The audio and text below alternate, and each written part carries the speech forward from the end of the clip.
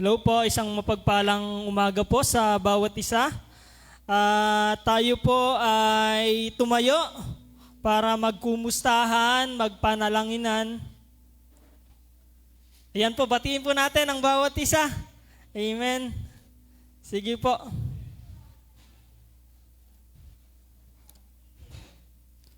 Sa ating paninimula, tayo po ay manalangin personally.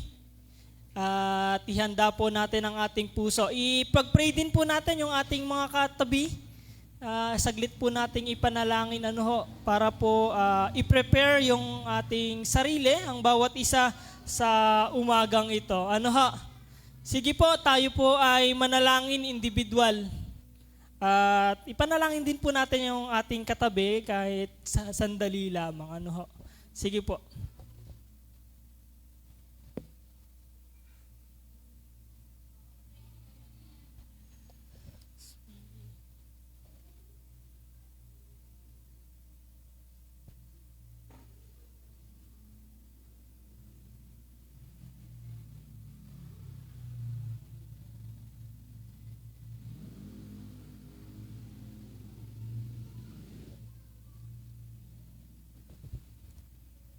Heavenly Father, we thank you, Panginoon, sa oras pong ito, sa araw na ito, Panginoon. Salamat po, unang-una, sa hininga, Panginoon, sa buhay at kalakasan ng bawat isa po na nandito. And salamat po, Panginoon, sa patuloy na pag-iingat, O Diyos, na makarating po kami dito ng ligtas, Panginoon. Salamat po sa lakas, Panginoon, physically, emotional, and yung spiritual po naming kalakasan, Panginoon. Salamat po sa buhay po ng bawat isa na nandito, Panginoon. Hindi dahil, Panginoon, sa sarili naming lakas, hindi dahil sa sarili naming kakayanan, kundi sa malawak at malaki pong biyaya nyo kung bakit po kami nandito ngayong umaga, Panginoon. We humble ourselves before you, Holy God. Kami po, Panginoon, ay nagpapakumbaba, naninikluhod ang aming mga puso. Patawarin niyo po kami, Panginoon, sa aming mga kasalanan, aming mga pagkukulang, Panginoon, mga kasalanan na hayag o hindi hayag, maliit o malaki, Panginoon, na kasalanan. Patawarin niyo po kami, Panginoon, sa oras ito, Panginoon. Linisin niyo po ang aming puso. Linisin niyo po ang aming intensyon, Panginoon, sa pagkakataong ito. At higit, pakabanalin niyo po kami, Panginoon, sa oras na ito, Father God. We thank you, Panginoon, sa umagang ito dahil isang panibagong Sunday at sama-samang pagsamba na naman po ito na magbibigay sa amin ng karagdagang apoy sa aming buhay pananampalataya, Panginoon. Dalangin ko po na tulungan niyo po kami na ihanda ang aming sarili sa inyo pong gawain sa araw pong ito, Panginoon. Magpakilala ka, Panginoon, bilang isang Diyos makapangyarihan, Diyos na banal at Diyos na nagbabago ng buhay, Panginoon. Lahat po ng matututunan po namin, lahat po ng maitatanim po ninyo sa aming puso ay hindi lamang makita, kundi ito ay tumubo, Panginoon, mamunga at makita po sa aming buhay pananampalataya, Panginoon. Huwag niyo po sanang hayaan na lalabas po kami dito sa lugaring ito na parang wala lang, Panginoon, na hindi po namin nararanasan ng inyong presensya, Panginoon. Kaya, Panginoon, kumilos ka po sa bawat isa na nandito, Panginoon. At nawa ma-enjoy po namin ito pong sama-sama po naming pagsamba na ito, Panginoon. Dalangin ko rin, O Diyos, yung mga sagabal po, Panginoon, during service, Panginoon. Ilayaw niyo po, Panginoon, yung mga bagay, O Diyos, na makakahadlang para malayo ang focus po namin sa pakikinig, Panginoon, ng inyong salita, Panginoon. Tulungan niyo po kami na ma-focus lamang, Panginoon, sa inyo pong salita, Father God. And dalangin ko po, O Diyos, na bigyan niyo po kami ng karunungan at sapat na kaalaman, Panginoon. Kahit gaano pa kami kapokus sa inyo, kung hindi niyo po kami bibigyan, Panginoon, ng pangunawa, Panginoon, ay baliwala lang po ito, Panginoon. Kaya sa inyo lamang po kami humihingi po ng tulong, Panginoon. Salamat po, Father God. And we are also pray then kay Pastor Charles na ikaw po ang siyang patuloy na magpala po sa kanyang buhay. Magbibigay po ng mensahe niyo, Panginoon, ngayong umaga, Panginoon. Tulungan niyo po siya, Panginoon, na ituro niyo po, Panginoon, ang mga dapat at hindi dapat niya sabihin sa umagang ito. Ganyan din kay Pastor John, Panginoon. Doon po sa Marilao, ikaw po ang siyang patuloy na magpala sa kanya, Panginoon, na siya rin po ay maghahayag, Panginoon, ng inyo pong salita, Panginoon. Dalangin ko po ito sa mga pastor pong ito na bigyan niyo po sila ng tapang, Panginoon, upang ngayong umaga, upang ihayag po ang inyong magandang balita, Father God. Bigyan niyo rin po sila ng mahabang pasensya, Panginoon, sa buhay ng pagpapastor po nila, Panginoon. We thank you, Panginoon, magpakilala ka sa amin, and nawa, Panginoon, ito pong gagawin po namin ay maluwalhati ang iyong pangalan. We give you all the glory and praises in Jesus' name we pray. Amen and amen. Sa ating pong pagpapatuloy, kayo po ay makipagbukas po sa akin sa unang pagbasa sa Isaiah chapter 41 verse 10. Ang sabi po dito, huwag kang mangamba sapagkat kasama mo ako. Huwag kang malungkot sapagkat ako ang iyong Diyos. Palalakasin kita at tutulungan, aalalayan kita sa pamamagitan ng kamay kong nagliligtas. Amen? Salamat po sa pagkabasa ng salita ng Panginoon. Ngayon po ay ihanda po natin ang ating puso, ang ating isipan, ang ating mga katawan para po purihin ang ating Panginoon sa pamamagitan ng awitan. Inaanyayahan ko po ang ating worship team.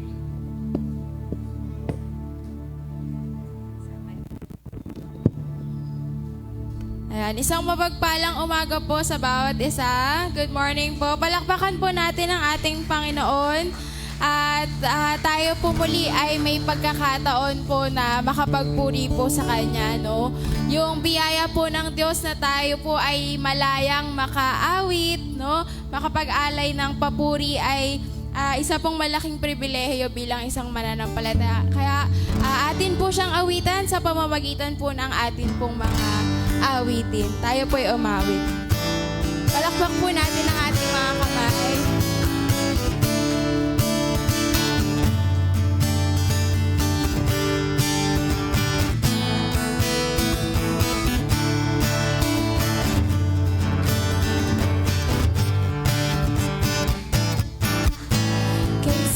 Sarap pa rin sa'yo, o Panginoon. Ang mga pagpapala mo'y lubos-lubos. Minsan ang ating kaaway, pilit natin natangay ang damdamin.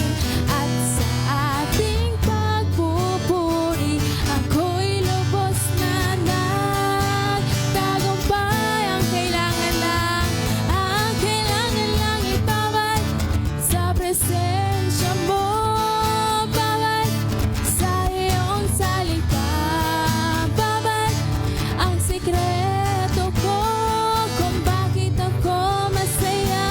Ang kailangan lang ibawat sa presensya mo, bawat sa iyong salita, tulad ng isang usap na laging uhaw sa'yo. Minsan pa atin pong awitin, kay sarap-sarap pa rin sa'yo, o Panginoon. Ang mga pagpapala mo, lubos-lubos. Minsan ating kaaway, pilit natin natangay ang damdamin. At sa ating pagpupuri, ako'y lubos na nagtagumpay.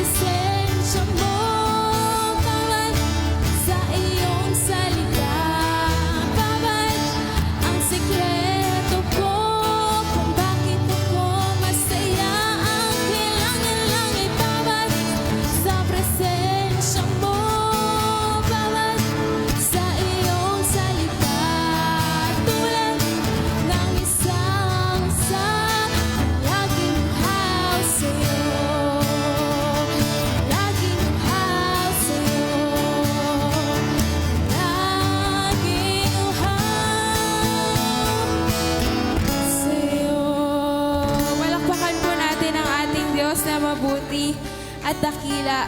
Bago po tayo tumuloy sa atin pong pag-awit ay hayaan niyo po kong basahin ang ilan pong talata mula sa awit chapter 91 verse 1 to 2. Ang sabi po dito ay, siyang naghahangad ng pagkupkop ng kataas-taasan at nananatili sa pagkalinga ng makapangyarihan ay makakapagsabi kay Yahweh ng muog kat kanlungan, ikaw ang Diyos, ikaw ang aming Diyos, ang Diyos na tangi kong pinagkakatiwalaan. Kaya kung tayo po ay mananatili sa ilalim po ng pagkalinga at sa pananampalataya po sa ating Diyos, ay sure na siya po ang atin pong kalakasan sa atin pong mga buhay. Amen.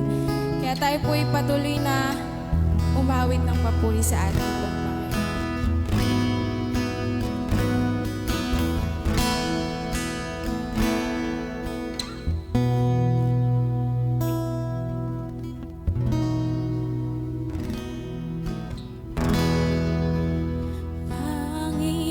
Panginoon, ang nais ko'y kagandahan mo ay pagmasdan, pag-ibig mo sa aking tugon, kailan may di pababayaan sa'yo lamang. Matatagpuan sa'yo lamang.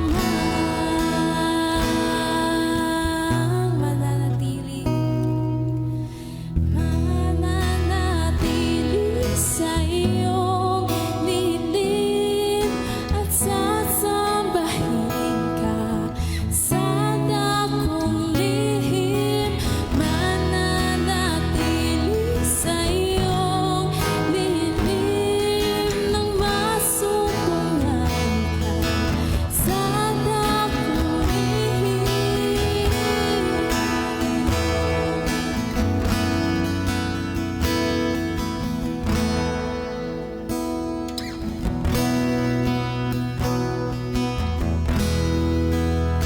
Panginoon, ang ngalan mo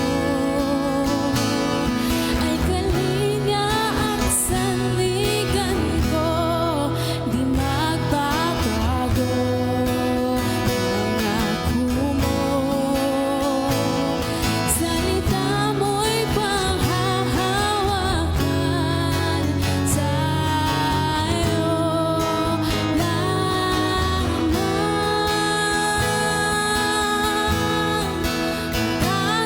Matatagpuan sa'yo lamang.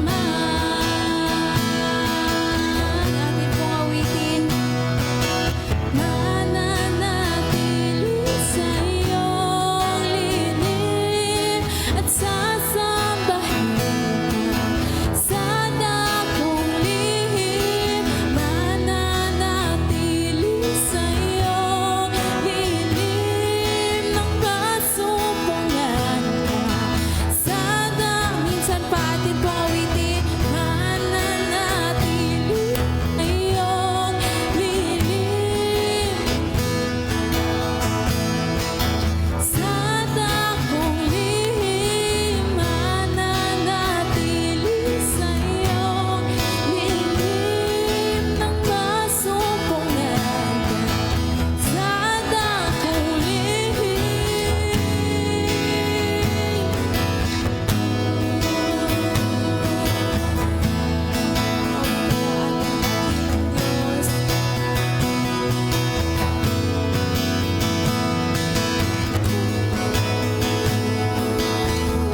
Ang pagpuri, atin po siyang purihin. Ang pagpuri ko ay tanging sa'yo, sa'yo lamang iniaalay.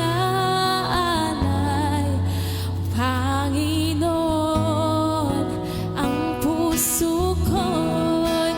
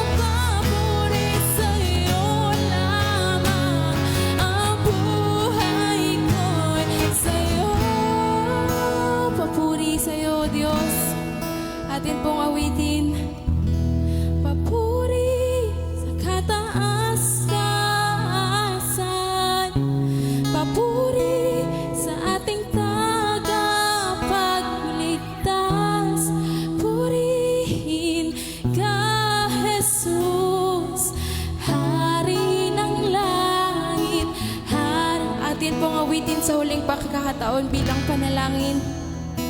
Sa kataas-taasan, papuri sa ating tagapagligtas.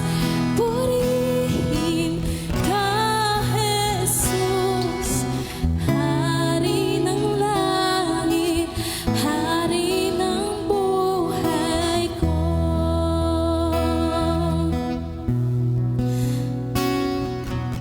Hari ng langit, Hari ng buhay ko.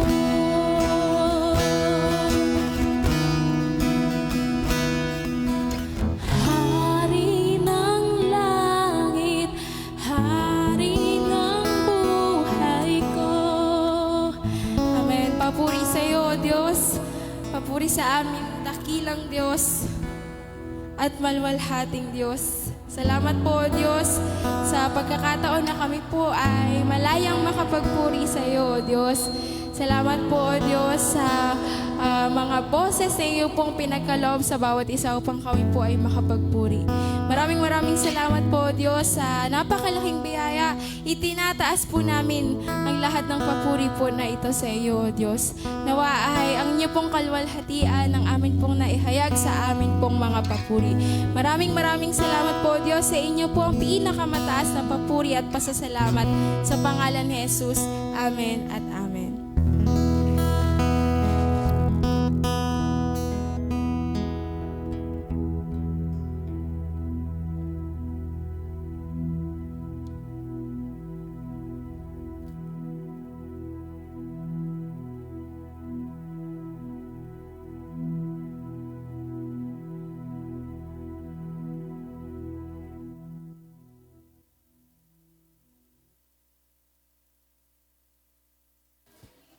Hello. Yon, praise God. Purihin po ang Panginoon. Sino po ang pinagpala? Amen. Lahat po ba ay pinagpala sa pag-aawitan? No? Purihin po ang Panginoon kasi bagamat dadalawa po yung nasa harapan po natin kasi nagkaroon po tayo ng technical problems. Ang keyboard po natin at ang bass ay sira. Pero purihin po ang Panginoon dahil hindi po naging hadlang yon para hindi tayo makapag-worship. Kaya purihin po ang Panginoon, higit sa buhay po ng ating worship team na patuloy na ginagamit po ng Panginoon. So papuri po sa Panginoon sa umaga pong ito na muli ay nandito po tayo ngayong umaga upang magpuri, magpasalamat, at mag-alay ng pagsamba po sa ating Panginoon. At higit po sa lahat ay ang makapakinig at mag-aral ng salita po ng Panginoon. Amen po ba? Excited na po ba tayo sa salita ng Panginoon? Amen. So dahil po tayo ay excited na, ayahan ko po na kayo po'y sandali ay manalangin personally upang kayo po ay kausapin ng Panginoon. Manalangin po kayo na kayo ay katagpuin ng Panginoon sa pamamagitan po ng kanyang salita. Kayo po ay malaya na humingi ng karunungan at katalinuhan sa ating pong Panginoon upang sa oras po na ito ay maintindihan at maunawaan po ninyo ng maayos, ng mabuti ang bagay na ituturo po ng Panginoon mula po sa kanyang salita. Ama naming banal, muli papuri at pasasalamat ang alay po namin sa oras po na ito. Salamat po, Ama, dahil napakaganda ng araw po na ito. Hindi lamang po buhay ang ibinigay niyo po sa amin, kundi buhay na mayroong pagkakataon muli na ikaw ay masamba, mapapurihan at maluwalhati at maitaas ang inyong pong pangalan. Salamat po sa kalayaan na ipatuloy na ibinibigay niyo po sa amin na ikaw ay masamba po namin, maalayan po namin ng papuri at pagsamba. Nawa kaya po yung bagay po na inawit po namin, Ama, ay nawa ay nakarating po sa inyong paanan bilang isang mabangong samyo sa magandang handog ng papuri at pagsamba na mula po yan sa puso po namin na inawit po namin ayon sa Espiritu at katotohanan. At ngayon po, Ama, bilang kami ay tutunghay sa inyo pong salita, dalangin po namin sa banal na Espiritu na nananahan po sa amin na kami ay kanyang tulungan na maunawaan, Ama, ang katotohanan mula po sa inyo pong salita. Nawa ay karunungan at katalinuhan po ang sumaamin sa oras po na ito upang ang katotohanan na bagay na mula po sa inyo pong aklat ay sa inyo pong salita ay maunawaan po namin. Igit, O Lord, dalangin din po namin na sa oras nito, kung ano pa yung mga bagay na hindi nyo pa po nai-reveal sa amin, ang inyong pong character, ang inyong pong attribute, o yung mga bagay na nais nyo pong ipagawa sa amin sa oras po na ito, dalangin po namin na ipakita nyo po at ipaunawa nyo po yun sa amin. Kaya dalangin po namin, Ama, sa patuloy na pakikinig at pag-aaral po namin ng inyong pong salita, nawa ay nagkakaroon ng pagbabago sa aming pong buhay. Nawa yung mga katotohanan po na naririnig namin ay naa-apply po namin sa buhay. Kasi ang tunay na pagbabago ay yung katotohanan na ipinapasamuhay at na-apply po sa aming mga buhay. Kaya po sa umaga pong ito, Ama, dalangin po namin ang isang banal at makabuluhang inkwentro sa umaga pong ito. Dalangin ko rin po, Ama, bilang inyong pong lingkod ay inyo lamang po kong gamitin bilang inyong pong boses sa umaga pong ito. Ngunit ikaw po ang sa kanilang magtuturo, mangungusap, at magpapakita ng katotohanan mula po sa inyo pong salita. Ikaw lamang po, Ama, ang siyang maitaas, madakila, O Lord. Tulad po ng panalangin ni Brother Jerry na katapangan, O Lord, ang ibigay niyo po sa akin upang mahayag ko po ng maayos at tama at walang pagkompromiso ang inyo pong salita. Ama, ang lahat po ng ito ay inaalay po namin bilang pasasalamat at pagsamba. Ito po ang aming dalangin sa tayong pangalan ni Jesus. Amen and amen. So again, welcome po sa ating Sunday service. At ngayon po ay first Sunday of the month dahil po tayo ay natapos na po ang month ng May, na kung saan sa month po ng May ay pinag-usapan po natin ang Kristiyanong tahanan o Kristiyanong pamilya o ito'y disenyo ng Diyos. Ngayon naman po ay dadako po tayo sa panabagong sermon series. No? Kapag po bago ang buwan, ay bago ang ating pong pinag-uusapan. Ngayon po, ang babalik po tayo dun sa track po natin. Babalik tayo dun sa tema po natin sa loob ng isang taon, na ang tema po natin ay In Love to Involve.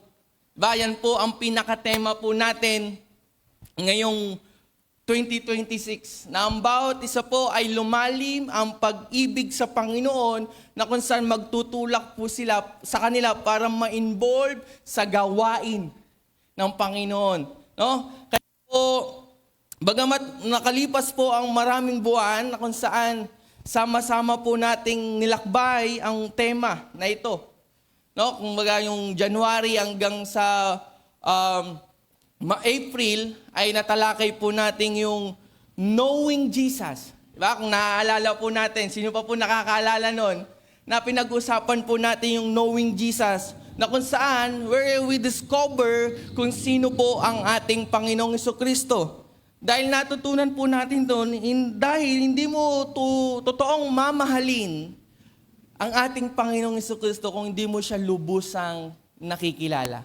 Kaya po nawa ay naaalala pa po natin yung mga bagay na pinag-usapan po natin patungkol po sa ating Panginoon o kung sino po ang ating Panginoon. Na kung saan, ano ang ginawa niya at bakit po siya karapat-dapat sundin. At pangalawa naman po, pinag-usapan natin yung loving Jesus.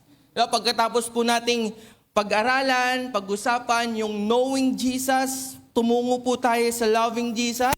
Dahil po hindi sapat na kilala lang lamang natin si Jesus, kundi dapat magkaroon po tayo ng malalim na pag-ibig po sa ating pong Panginoon. No? Kaya po, ang natutunan po natin doon sa loving Jesus, mga kapatid, is love the Lord your God with all your heart, soul, mind, and strength. So yan po ang pinakabuod nun.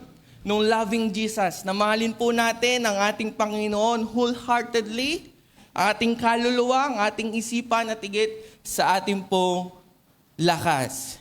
Ngunit mga kapatid, bago po tayo tumungo doon sa ating pag-uusapan sa aming sermon, ay ang mahalagang tanong na gusto ko pong itanong sa inyo mga kapatid, ano ang mangyayari o ano ang kasunod pagkatapos mong makilala si Jesus at mahalin si Jesus? Pagkatapos po nating maunawaan, makilala ang ating Panginoon sa series po nating Knowing Jesus.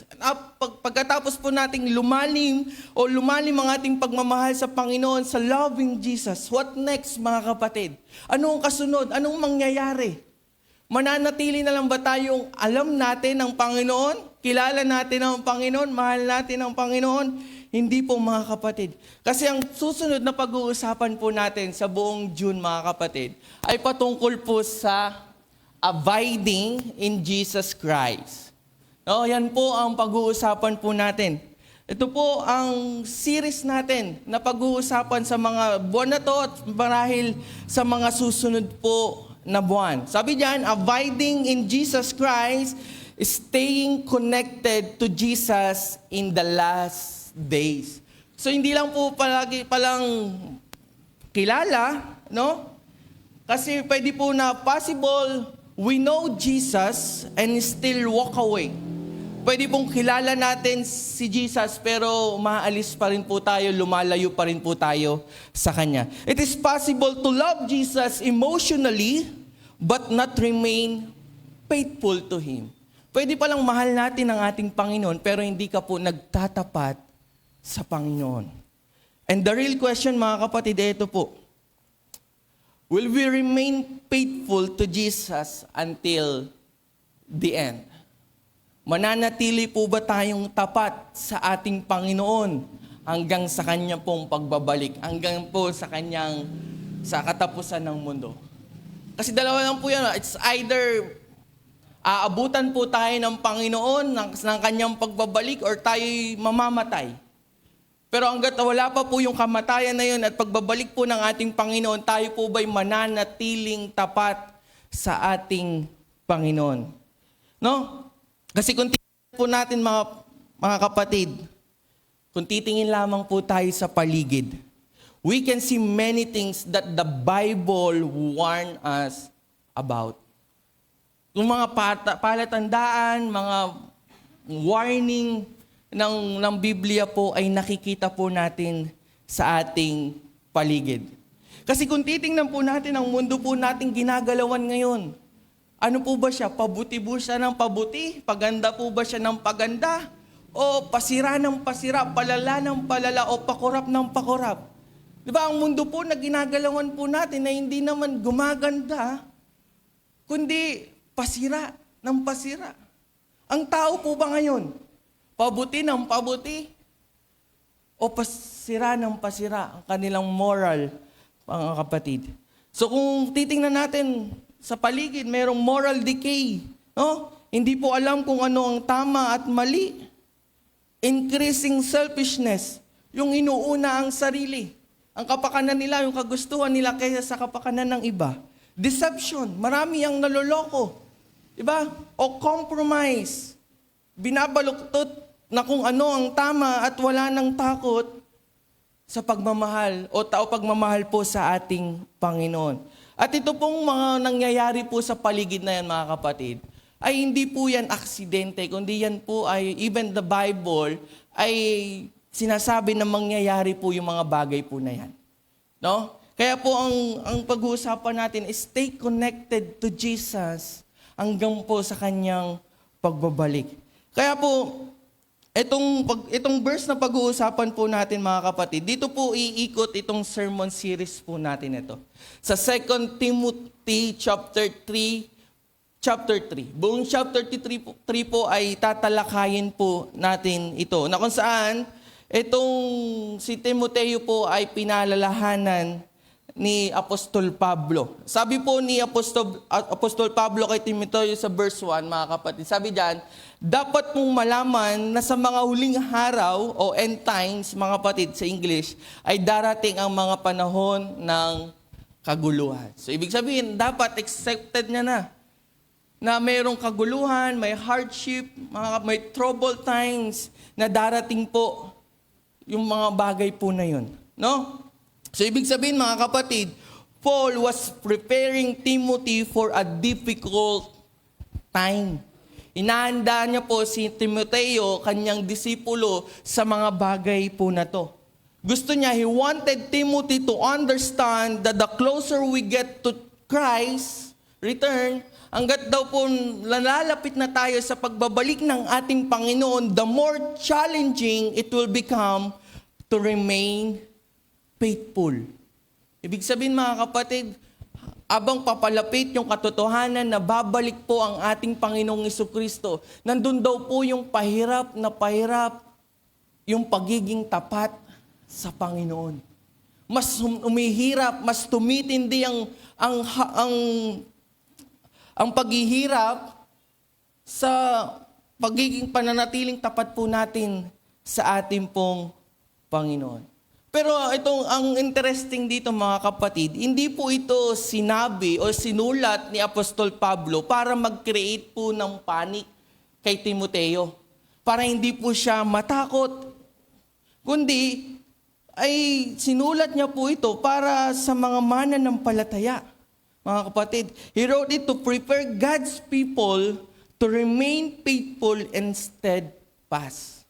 So isinulat po ito ni Apostol Pablo kay Timoteo at sa mga mananampalataya na nasasakupan po ni Timoteo upang sila ay manatiling tapat at matatag sa kanila pong pananampalataya at sa relasyon po sa Panginoon.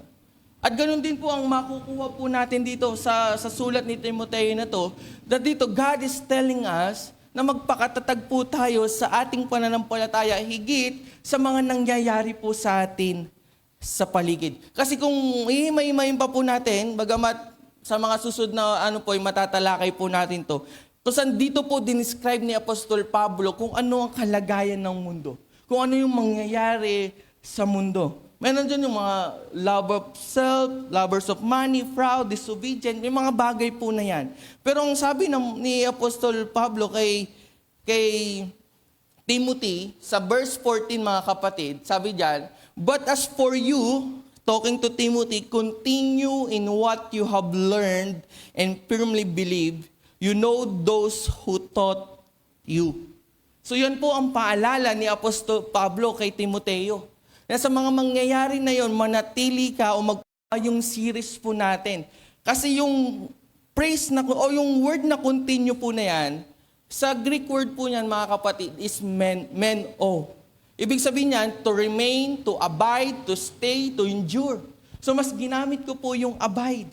No? The world may change, the culture may change, the value may change mga kapatid, but God's people are called to remain, to abide, to stay, and to continue, mga kapatid. Ayan po ang panawagan po sa atin ng Diyos. Yan po ang tinuturo po sa atin ng Diyos. Kaya nga po yan din po yung sinasabi sa John chapter 15, nang sinabi ng ating Panginoon, abide in me. Diba? Kung babasahin po natin yung John chapter 15, na kung saan tatungkol po yun sa true vine. Doon po sinabi ng Panginoon, na kailangan nating manatili po sa Kanya. So ibig sabihin mga kapatid, ang sagot po sa nabubulok na mundo, sa pagulo na pagulong mundo, na pasirang mundo, ay manatili po tayo sa presensya ng Diyos. Kaya po napakaganda nung inawit po natin. Di ko na po kakantahin dahil di naman po ako ganun kagaling kumanta. Pero mananatili po. Lilim po pala title.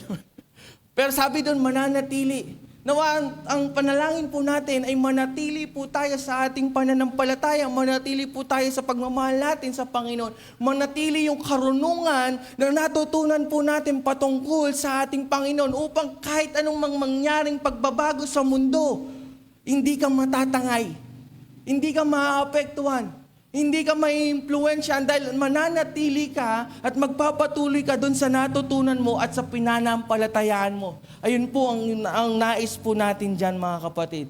So kaya nga po, throughout this series mga kapatid, we will discover what is meant to remain faithful to Christ in a world that drifting away from Him. Nawa matutunan po natin kung paano mag-abide, manatili, at maging stay connected po sa ating pong Panginoon. At hindi lang manatili, kundi ma-identify po natin ano ba yung mga sign, mga palatandaan na tayo po ay, actually tayo po ay nabubuhay na po sa end times. Kaya ang tanong ko muli mga kapatid, we will still be abiding in Jesus when He comes. Tayo po ba'y nanatiling nakakonekta pa rin kay Jesus hanggang sa Kanya pong pagbabalik? Kaya po mananatili pa rin po ba tayo kay Kristo? In a world that drifting away from God, believers are called to remain faithful to Jesus mga kapatid.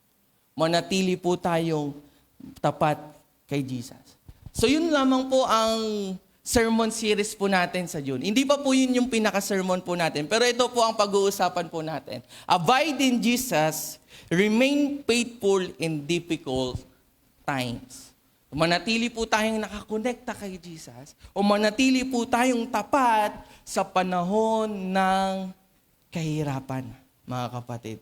No? Again, ito po ang pag-uusapan natin sa Timoteo, 2 Timothy chapter 3 verse 1 to 5. Sabi po diyan, sundan niyo na lamang po ako sa pagbabasa. Sabi po na dapat mong malaman na sa mga huling araw ay darating ang mga panahon ng kaguluhan.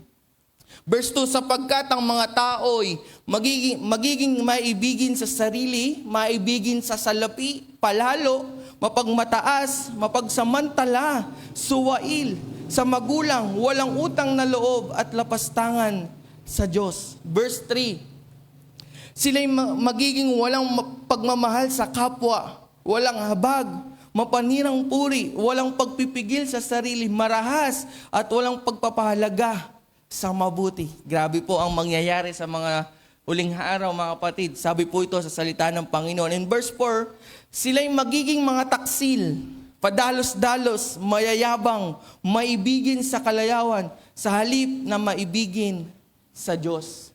So dito, wala nang pag-ibig sa Diyos. And verse 5, sila'y mga anyo ng pagiging makadiyos, ngunit hindi naman nakikita ang kapangyarihan nito sa kanilang pamumuhay. Iwasan mo ang ganyang uri ng mga tao. So sa ngayong umaga pong ito ang 5 verse na pagbubulayan po natin. At meron po tayong 3 puntos na pagbubulay-bulayan at na makikita po na katotohanan dito sa mga verse po nito. Kaya muli mga kapatid, ito po ay sinulat ni Apostol Pablo, a final letter to Timothy. Actually, nung panahon po na sinusulat po ito ni Apostol Pablo kay Timoteo, siya po ay matanda na. Siya po ay nalalapit na sa kamatayan. Alam niya na darating yung panahon na siya'y mawawala na. Kumbaga, maikli na lamang po yung kanyang ilalagi sa buhay. Bilang discipler ni Timothy, alam niya na darating ang panahon na aharap si Timoteo sa kanyang ministry na punong-puno ng kaguluhan. Punong-puno ng paghihirap. Kaya inihanda niya na po dito si Timoteo na mag-survive despite dun sa kaguluhan po na yun, sa hardship po na yun, sa trouble po na yun. Kaya nga, winarningan niya po yun. Sa huling araw, sa huling araw, darating po yun. Actually, mga kabating, according to the Bible Knowledge Commentary, mga kapatid, ang huling araw po dito ay tumutukoy sa buong panahon mula nung dumating si Jesus hanggang sa kanyang muling pagbabalik. So, ibig sabihin, nung dumating po ang Panginoong Jesucristo at nung hanggang sa kanyang pagbabalik, we are already living in the last days. Tayo po ay namumuhay na sa mga huling araw. Bagamat hindi po natin alam kung kailan darating ang Panginoon, pero ang katotohanan po ay tayo ay nabubuhay na sa mga huling araw, sa last days. At ang focus po ni Apostol Pablo dito ay hindi kung ano yung mangyayari sa hinaharap, kundi ang katapatan sa kasalukuyan. Hindi po para ipakita kung anong mangyayari, kundi isabihin kay Timoteo na manatili kang tapat. Kung ano man, kung nasan ka man ngayon. Ngayon na kasalukuyan ay maging tapat ka. Kumbaga, ano man ang mangyari sa mundo, mga kapatid, ang tanong ni Apostol Pablo kay Timoteo, marahil ganito, paano ka mananatiling tapat sa Diyos? Diba? Pagkat dun sa katotohanan na yun na magbabago ang mundo, ang tanong ni Apostol Pablo, paano ka magiging tapat? The same question na pwedeng tanongin sa atin ngayong umaga, mga kapatid. sa pagbabago ng mundo, paano ka magiging tapat sa Panginoon sa kabila ng kahirapan, sa pagkabila ng mga pagbabago na nangyayari sa mundo, paano ka magiging tapat sa Panginoon, mga kapatid? Ito rin ang tanong po sa atin, mga kapatid. Because the darker the world becomes, the more faithful believer must abide in Jesus, mga kapatid. Yan ang katotohanan na dapat nating maintindihan, mga kapatid. Palalaman ng palala ang mundo, pero ang mga mananampalataya ay dapat manatili kay Kristo, mga kapatid. Dapat panatili siyang nakakonekta, naka-abide. Diba? Kaya nga po yan, yung bagay po na yan, ay ito po ang dapat nating gawin. Una, mga kapatid, number 1 is recognize the reality of difficult times. Dapat ma-recognize po natin yan, na darating talaga yung mga bagay po na ito, mga kapatid. Hindi natin ito maiiwasan. No? Darating. Kaya nga po sabi dyan sa verse, darating ang mga panahon ng kaguluhan. Kasi kung titingnan po natin, mga kapatid, hindi po ito sinabi ni Apostol Pablo na baka dumating ang panahon ng kaguluhan. Kundi ang sabi niya po dito, darating ang panahon ng kaguluhan. So as believers, bilang mga mananampalataya, mga kapatid, we are not just recognizing the difficult time, we must expect na darating po ang bagay na ito. No? Darating po yan. Yung katotohanan na nandyan na yung paghihirap at kaguluhan ng mundo. Actually, hindi lang po ito basta kaguluhan, no? Ang panahon po na ito ay hindi lang patungkol sa digmaan, sakuna o karahasan. Ang mas matinding problema dito, mga kapatid, sa last days po na ito ay morally decay o pagkabulok ng character ng isang tao. Kasi yung digmaan, sakuna, nature, mga kapatid, yung gera, talagang nandyan na po yan, wars, mula pa lang nung una.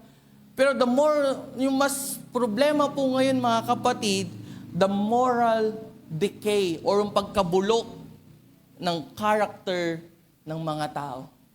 Ibig sabihin, pasama ng pasama ang mga tao, mga kapatid. No? Nawawala na yung moral nila. A good moral po sa kanila. Kaya haba pong palapit ang pagbabalik ng ating Panginoon, makikita po natin na pasama ng pasama at palayo ng palayo ang mga tao sa Diyos. Kaya bilang mga mananampalataya, mga kapatid, huwag po tayong magulat o mabigla kung makakakita o makakaranas po tayo ng mga bagay po na ito. Kasi kailangan bilang mga mananampalataya, we expect. Kasi ito po ay malinaw na sinabi sa Bible. And Jesus Himself ay nag-warning po na itong mga bagay na to ay mangyayari. So our responsibility, mga kapatid, is not to panic, hindi matakot, kundi to remain faithful or to abide sa ating pong Panginoon. Kahit po may hirap ang buhay, kahit punong-puno ng kaguluhan sa paligid, manatili po tayong nagtatapat sa Panginoon. Kaya kung titingnan po natin, tulad ng isang puno, kapag sobrang lalim po niyan, no? Kahit ilang bagyo na po ang dumating, nananatili po yang nakatayo. Why? Kasi malalim po ang kanyang ugat. Sing sa Kristiyanong malalim sa kanyang pananampalataya, malalim sa pagkaunawa at pagkakilala sa Panginoon, malalim ang pagmamahal sa Panginoon. Magbago man ang mundo, hindi siya matatangay nito. No? Because believer who are abide in Christ remain steadfast when cultures shifts around them. Kung talaga tayo po ay naka-abide sa Panginoon, mananatili sa Panginoon, ano man ang mangyari, tayo po ay hindi tayong matitinag, hindi tayong matatangay, hindi tayo babagsak, dahil tayo po ay nakakonekta sa Panginoon. Tayo po ay nananatili sa Panginoon. Kaya mga kapatid, do not build your faith on circumstances. Huwag po nating ilagak, ibase ang ating pananampalataya sa kung ano po yung nangyayari sa paligid. But build your faith on Christ. Sa ating pong Panginoon. Doon po natin ilagak ang ating pananampalataya. Doon natin palalimin, palakasin ang pananampalataya po natin sa ating Panginoon kung sino siya. No? Kasi magbabago ang mga tao, mga kapatid, magbabago ang paligid, pero ang isang katotohanan, mga kapatid, hindi po magbabago ang ating Panginoon. Amen po ba? Hindi magbabago yan. Ang tao magbabago, ang sitwasyon mo magbabago, pero ang Panginoon, hindi po yan magbabago. No, kaya po pangalawa, aside po sa recognizing the reality of difficult times, mga kapatid, reject the values of the world. Para manatili po tayong nakakonekta, para po manatili tayong tapat sa ating Panginoon, reject the values of the world. Na kung saan dito po sa verse 2 and 2-4, mga kapatid, dito inilista ni Apostol Pablo ang mga ugali ng mga tao sa uling araw. Mapapansin po natin na halos lahat ng kasalanan na inilista po ni Apostol Pablo dito ay may kinalaman sa maling pag-ibig. O iisa lamang po yung root cause o root problem ng mga kasalanan po ngayon. Misplaced love. Maling pag-ibig. Maling kung saan natin inilagak yung pagmamahal po natin, mga kapatid. Kasi sabi sa verse 2, mga kapatid, sapagkat ang mga tao ay magiging maibigin sa sarili. So, ibig sabihin, mga kapatid, sa panahon po natin ngayon, hindi naman natin maikala na ang tao ay mas higit na mahal ang kanyang sarili. Ba? Ito po yung root problem, mga kapatid, pag-ibig sa sarili.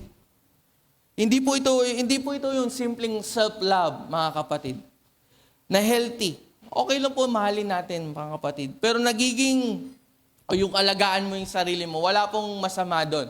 Kasi maganda po yun. Pero ang tinutukoy po dito, mga kapatid, ni Apostol Pablo, ay yung sobrang self-centeredness. Yung sarili mo na yung nagahari sa buhay mo. O yung sa buhay mo, sarili mo na ang nasusunod. Umiikot na lang ang mundo mo sa iyong sarili. Self-centeredness. Ibig sabihin, mga kapatid, ang sarili ang sentro ng iyong desisyon. Ang sarili ang final authority mo. Ang sarili ang sariling feelings, sariling pakiramdam sa ang basihan ng katotohanan. Diba? Ang mindset ng mga tao po ngayon, mga kapatid, kung ano at kung saan sila masaya, diba? Kung saan sila komportable, at kung saan tingin nila sa sarili na ay tama, yun na yung susundin po nila. Kasi ang mundo, mga kapatid, sasabihin sa'yo, o ibabato sa'yo ng mundo, unahin mo ang sarili mo. Kasi deserve mo yan. Diba? Ganyan po yan. Unahin mo. Kung ano yung masaya sa iyo, unahin mo. Pero hindi po ganun ang sabi sa salita ng Panginoon, mga kapatid. Diba? Kasi kabaliktaran po yun kung ano ang sinabi ng salita ng Panginoon. Bakit? Kasi ang Christianity po ay hindi umiikot sa self-centered, kundi umiikot po ito Christ-centered. Kung ikaw ay Kristiyano, hindi na po dapat nagahari ang sarili mo sa iyong sarili. Because it's no longer I, but Christ who lives on me. Diba? Hindi na ako, kundi si Kristo na ang nagahari po sa buhay ko. Kaya nga ang sabi ni Jesus sa Luke chapter 9 verse 3, mga kapatid, if anyone wants to follow me, let him deny himself. Diba? Kabaliktaran po yan na kung ano ang sinasabi ng mundo. Kasi kung ikaw ay Kristiyano at nagahari pa rin ang sarili mo sa buhay mo, hindi ka makakasunod sa ating Panginoon dahil ang sabi ng Panginoon, if anyone follows me, let him deny himself. Ibig sabihin, kakalimutan mo yung sarili mo. Si Kristo ang maghahari po sa iyo. Ang mundo sasabihin, follow yourself, but Jesus said, deny yourself.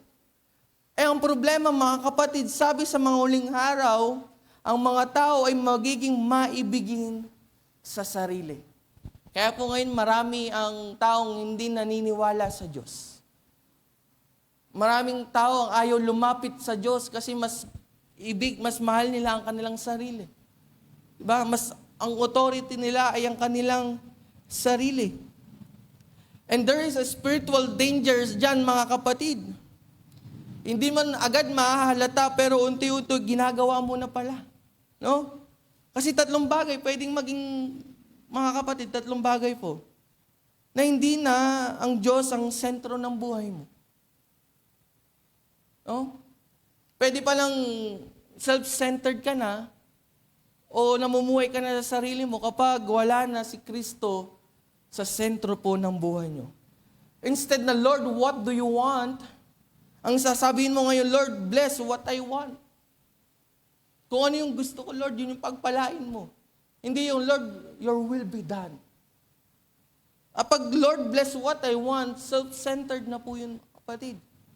Pero doon pinapaalalahanan tayo ni Apostol Pablo sa mga darating na uling araw, panahon. Ganun ang mangyayari sa mga tao, magiging maibigin sa sarili. That's why God is reminding us, mga kapatid, na huwag nating mahalin ng sarili, na kung siya ang magiging hari, siya ang magiging Lord ng iyong buhay. Because the modern idolatry, mga kapatid, is yourself.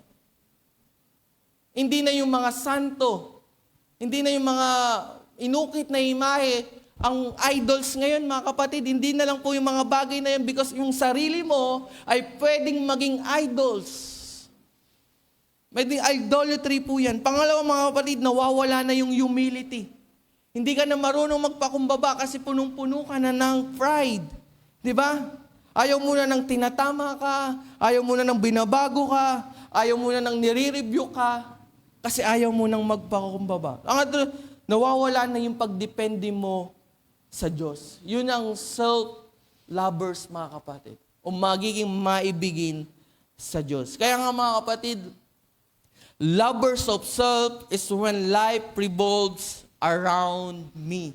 Pag puro me na lang, pag puro ikaw na lang, kung anong makakasaya sa akin, kung ano yung komportable sa akin, kung ano yung kakaayos ko. And that's a lovers of self, mga kapatid. Yan yung maibigin sa sarili. Yung umiikot na sa sarili mo, but abiding in Jesus is when my life revolves around Christ. Si Kristo ang sentro ng iyong pong buhay. Iniisip mo kung ano ba yung kalooban ni Jesus, ano ba yung naisin ni Jesus, ano ba yung makakapagluwalhati kay Jesus. Ayan po ang ibig sabihin ng abiding in Jesus, mga kapatid. Maibigin sa salapi. It's another na bagay na dinagdag po dito ni Apostol Pablo, mga kapatid, na ang mga tao daw po ay magiging maibigin sa salapi. Lovers of money. Mga kapatid, hindi lang po ito simpleng pagmamahal sa pera. Ito po ay mas malalim. Greedy. Diba? Sakim. Hindi na po tayo lalayo dito po sa bansang Pilipinas natin.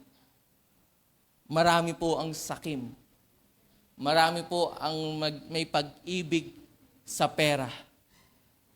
Kasi yung mga kapatid, pera ay pagpapala po ng Panginoon. Pero yung pagmamahal sa pera, doon na nasisira ang buhay ng isang tao. Mga kapatid, why? Kaya po nagiging masama po itong magiging paging maibigin sa salapi, mga kapatid. Kaya po ito nagiging mali. Kasi dito na po nilalagak ang seguridad ng iyong buhay. Diba? Kung mas marami kang pera, mas secure ang buhay. Ganun po ang thinking ng mga sakim, ng mga nagpapayaman, ng mga greedy, na tingin po nila na kapag marami silang pera sa bangko, mas safe sila. Pero hindi po, mga kapatid. Ba? Yun po nagiging mali. Yung security at identity po natin nakabase sa yaman na meron ka. Kaya dun po ang sabi ni Apostol Pablo dito, darating ang panahon. Kaya hindi na po tayo magtataka, mga kapatid. Marami na nasa atin na masyado nang nilamon ng pera. Diba? Yun po ang katotohanan dyan, mga kapatid. Na darating ang panahon, o nangyayari na yung sinasabi ni Apostol Pablo, na ang mga tao ay magiging mapagmahal sa pera. Na wala nang ibang hangarin kundi dumami ang pera. Diba? Magkaroon ng pera. Pero ang totoo mga kapatid, doon na nakasalalay, diba, ang kapayapaan nila. Doon na inilalagak ang kapayapaan. No? At pag ganun po ang nangyari mga kapatid, unti-unti na nawawala ang pagtitiwala sa Diyos. Nalalapit na sa pera. O napapalitan na ng pera yung pagtitiwala po sa Diyos. Diba? Mas focus na sila sa material na bagay. O kung paano magkakaroon ng pera. Doon na po yun. At sa ganong estados, mga kapatid, nahihirapan ka ng dumepende sa Diyos. Diba? Kasi marami ka ng pera, Kaya hindi ka nadidepende sa Diyos. Okay ka na, stable ka na, kaya okay na ang buhay mo. Pero mga kapatid, hindi po ganun. Kasi kaya sinabi po ni Apostol Pablo bilang babala, no, dahil ang lovers of money ay unting-unting nagpapalayo sa ating pananampalataya at pagdepende po sa Diyos. Kaya nga po in verse 3 makita natin, sila'y magiging walang pagmahal sa kapwa. Magiging selfish na sila mga kapatid. Wala nang pagmamahal na ipapakita. Wala nang habag, wala nang grace, wala nang awa. Makita po natin yung mga nangyayari sa paligid. Bagamat sabi dyan ng ilan ng leaders natin, ligtas na sa ating bansa. Mababa na ang krimen. Pero tingnan po natin yung mga nangyayari sa paligid, mga kapatid. Kung paano pagpapatayin. Wala nang awa sila. Wala na silang pagpapahalaga sa buhay. Mapanirang puri. Walang pagpipigil sa sarili. Marahas.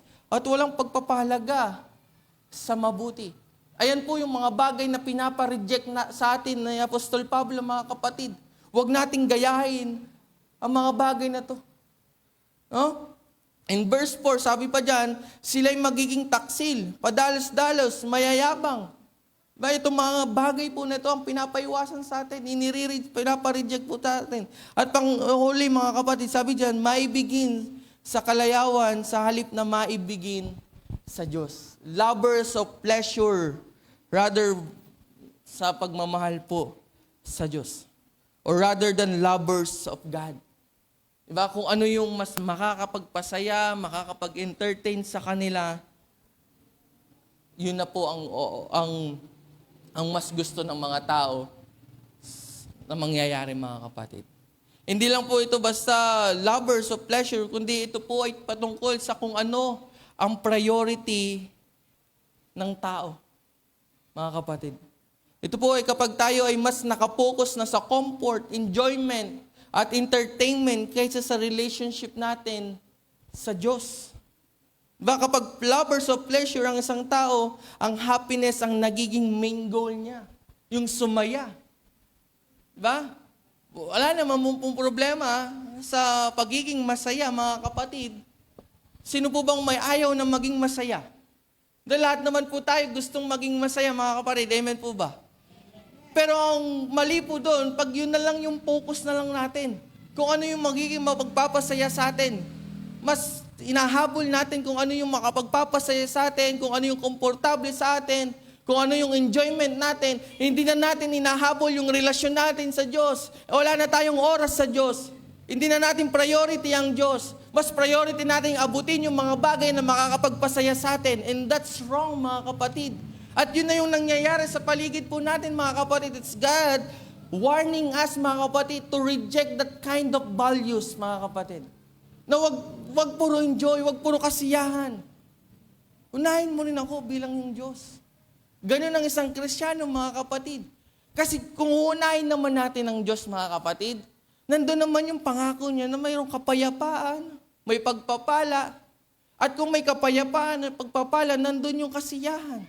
So ang una natin ay dapat mahalin ang Diyos, mga kapatid.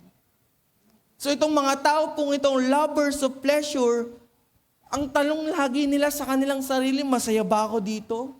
Enjoy ba ako dito? Komportable ba ako dito? Imbes na, ano ang nakakalugod sa Diyos?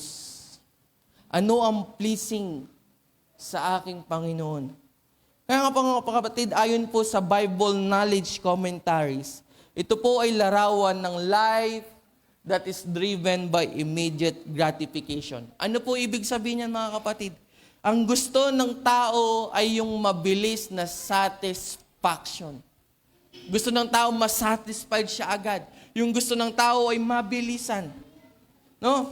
Ayaw na dun sa waiting season, ayaw na ng sacrifice, ayaw na ng obedience dahil mahirap. Kung ganito ang magiging mindset, mga kapatid, even spiritual things can be affected.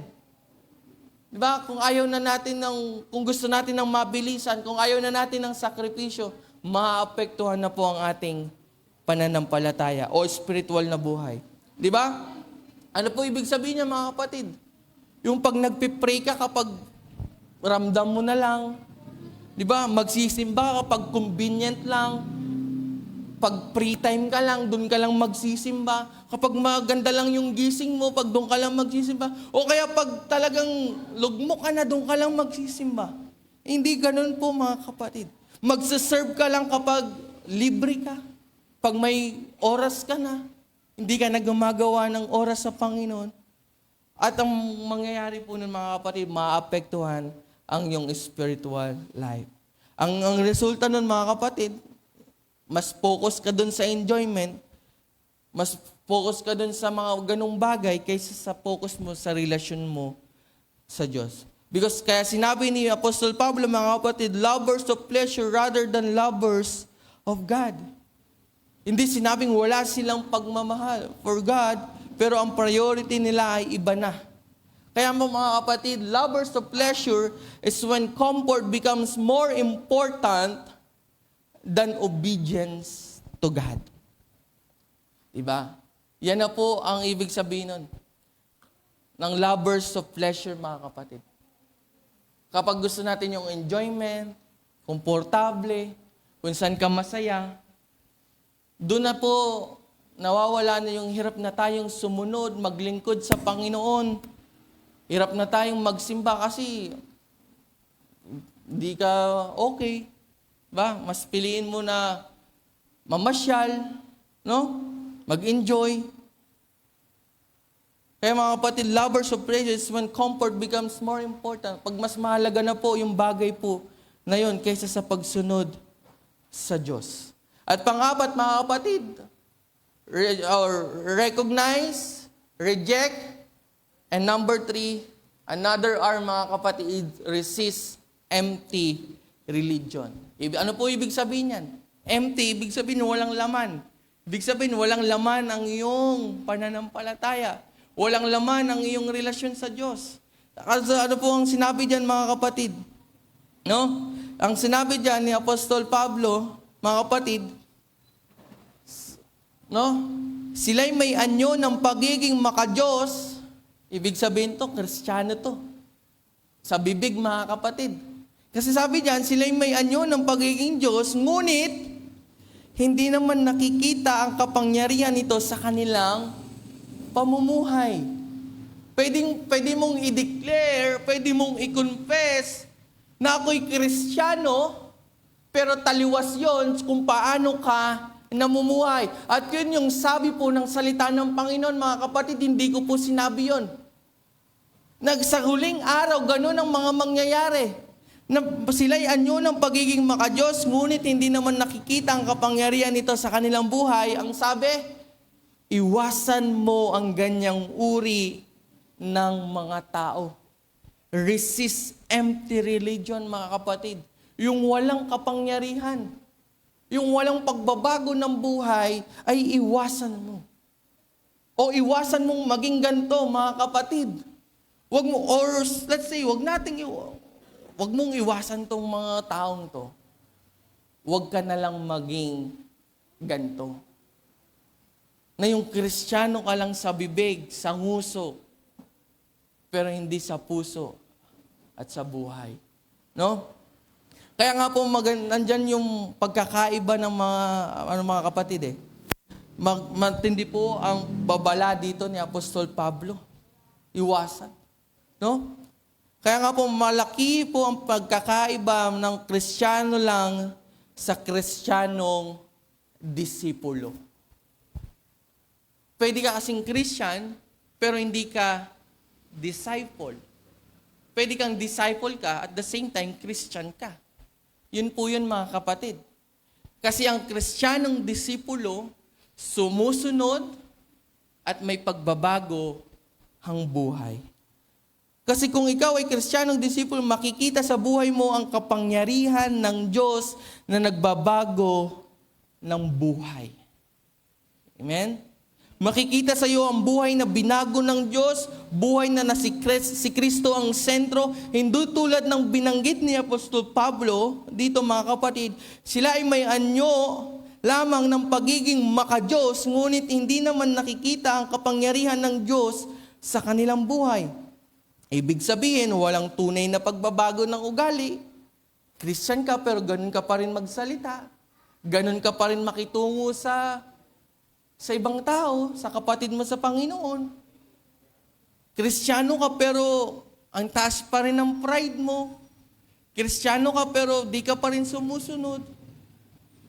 Di ba? Kristiyano ka pero sensitive ka pa rin kapag itinatama ka, pag nire-rebuke ka. Di ba? Walang ongoing repentance, walang spiritual growth, walang Christ-likeness. Ganyan po ibig sabihin ni Apostol Pablo dyan, sa pagiging maka-Diyos. Religious ka lang, pero walang tunay na transformation. Diba? Kaya mukha silang Kristiyano, pero pare-pare na ng lifestyle. Kasi ayon again mga kapatid, sa Bible Knowledge Commentary, isa po kasi ito sa favorite na commentaries ko na ginagamit. Ayon po sa kanila, ang ganitong kondisyon mga kapatid ay external religiosity without eternal regeneration. Ibig sabihin lang, madali lang yan mga kapatid, panlabas lang yan. Diba? Sa bibig lang yan. Pero walang tunay na pagbabago sa loob. Regenerate mga kapatid. Ibig sabihin, may religion, pero walang bagong buhay. May structure, pero walang spirit. May activity, pero walang transformation. Kaya po mga kapatid, may danger po ang ganitong klase ng pamumuhay. O may danger po ang ganitong klaseng Kristiyano. Mga kapatid, merong danger. Pwede kang nasa church, pwedeng alam mo ang Bible, pwedeng active ka sa ministry, pero hindi rin fully transformed. Walang tunay na pagbabago.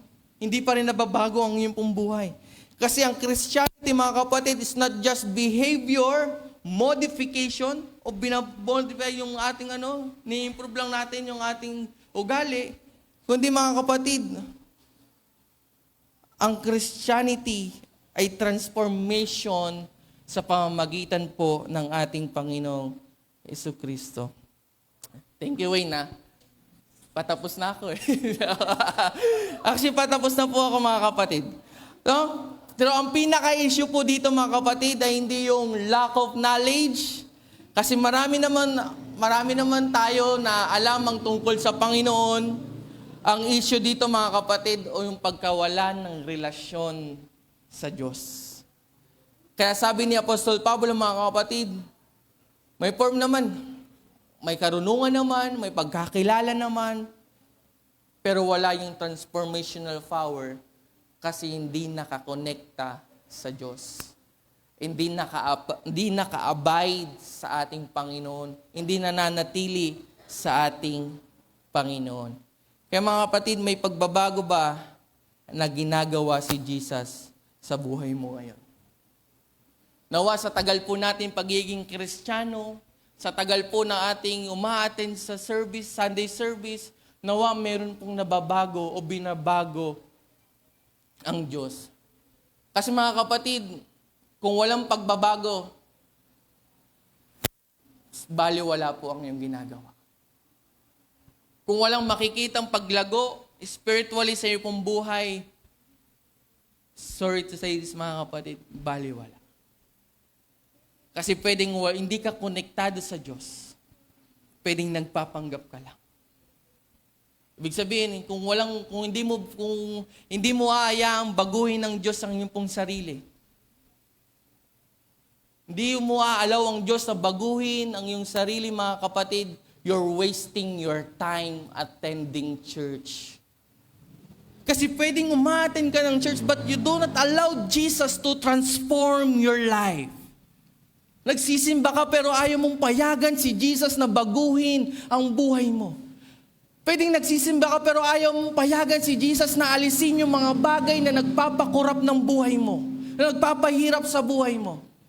So you are wasting your time, mga kapatid, if you're not allowing Jesus to transform your life.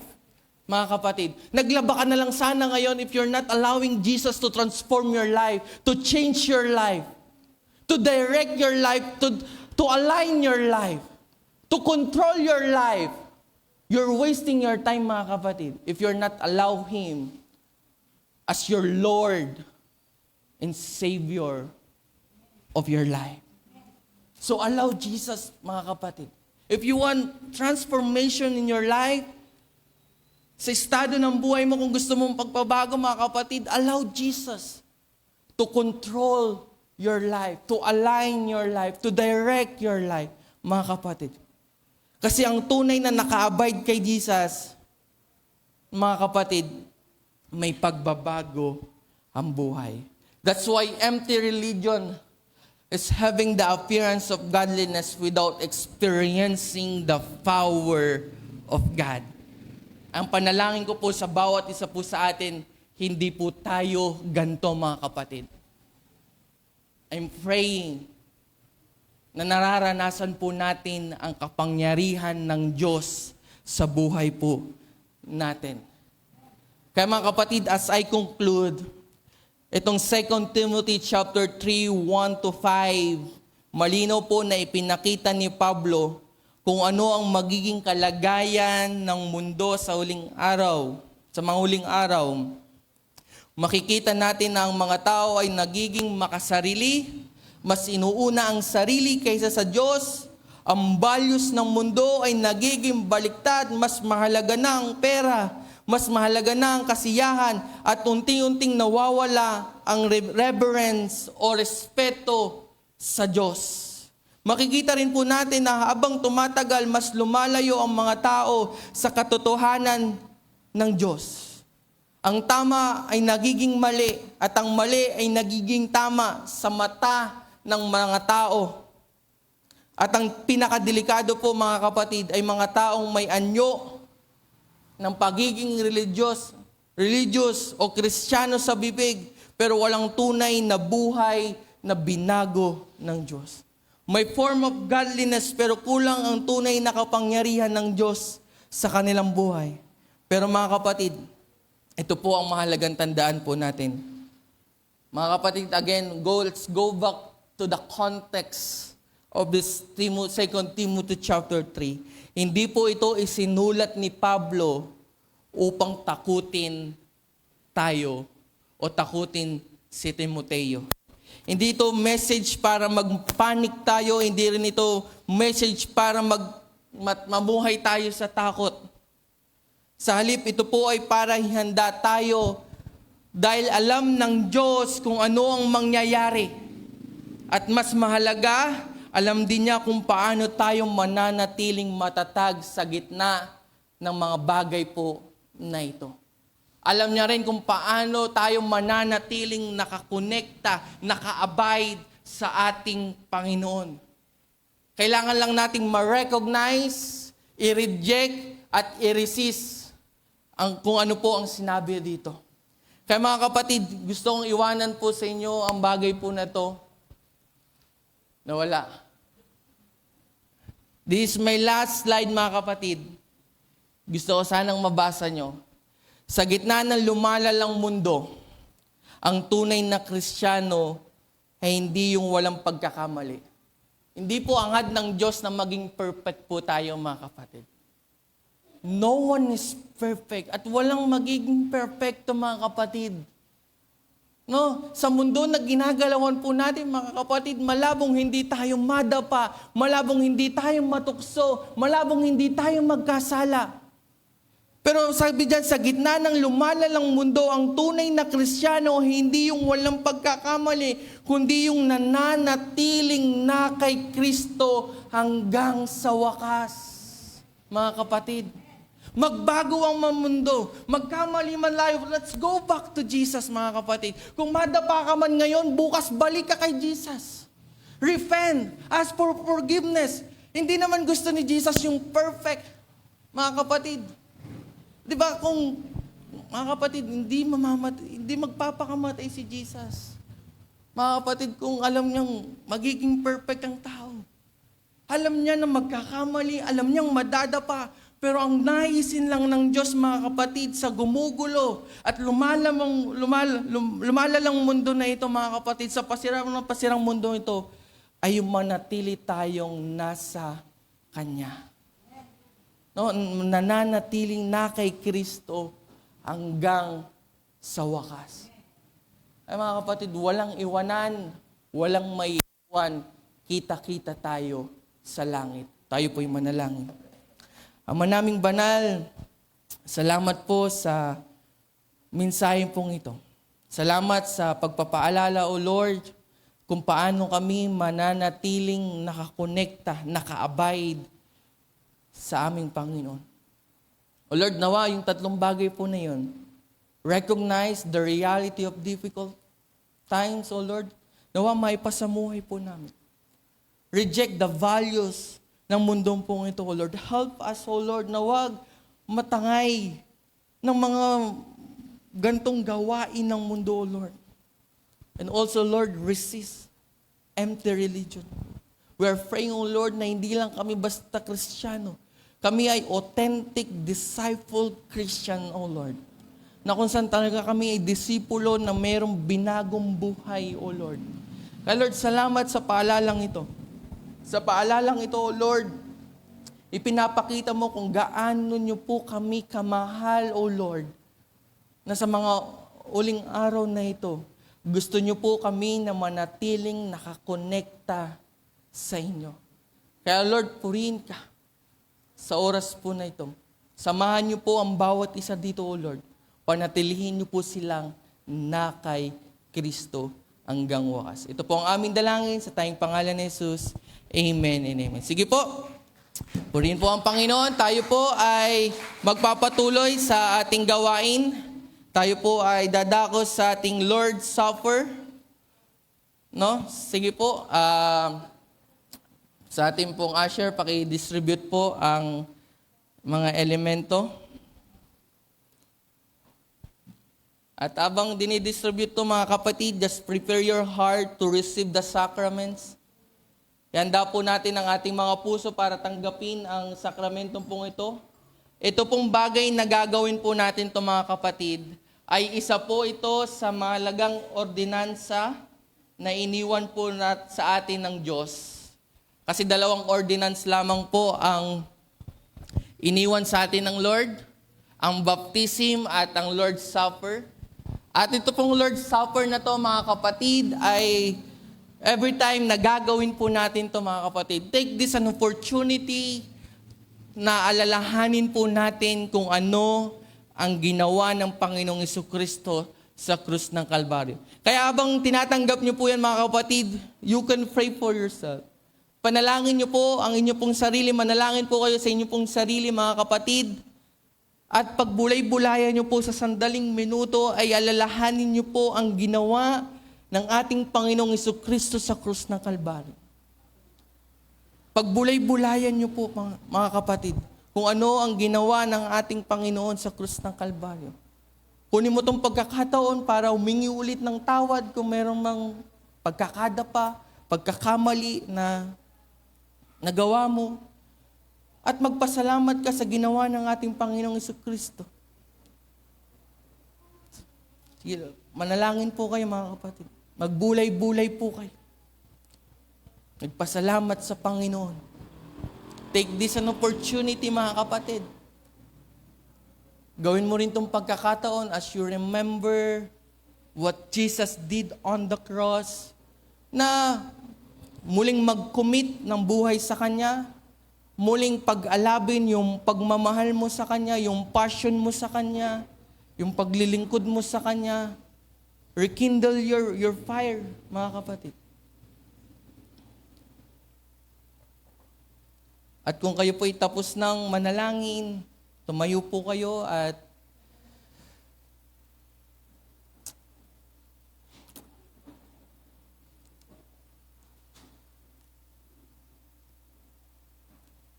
sabi po sa 1 Corinthians chapter 11 verse 23 to 26 sa mga kapatid. Taas po natin ang tinapay. Sabi po dito, ito ang katuroang tinanggap ko sa Panginoon at ibinigay ko naman sa inyo nung gabing siya'y ipagkanulo. Ang Panginoong Hesus ay dumampot ng tinapay, nagpasalamat at pinagpira-pira sa iyon at sinabi, ito ang aking katawan na hinahandog para sa inyo. Gawin ninyo ito bilang pag-aalala sa akin. Tanggapin po natin ang tinapay.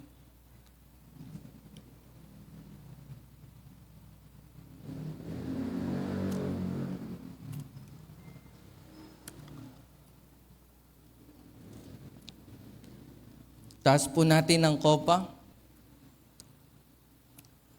Matapos maghapunan, dumampot din siya ng kopa at sinabi, ang kopang ito ang bagong tipan ng Diyos na pinagtibay ng aking dugo.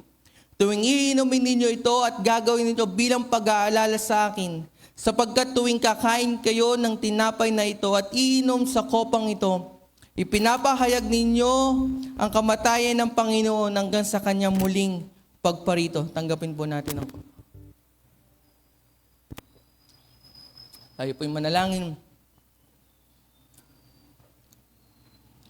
Father God in heaven, kami po ay nagpupuri, nagpapasalamat sa pagpapakita niyo po ng inyong pong dakilang pag-ibig, dakilang biyaya, dakilang awa, at dakilang kapatawaran na kung saan inyo pong pinadala ang inyo pong anak na si Jesucristo, ang inyo pong bugtong na anak, upang mabayubay sa krus ng Kalbaryo, upang ang aming kasalanan ay bayaran at patawarin at linisin sa aming mga karamihan. Kaya Jesus, we thank you for sacrificing your body on the cross, for shedding your blood para linisin po. Salamat po sa kapatawaran. Salamat po sa pag-ibig. Salamat po sa sakripisyo. Ito po ang aming dalangin sa tayong pangalan ni Jesus. Amen at amen. Awitin po natin ang doxology.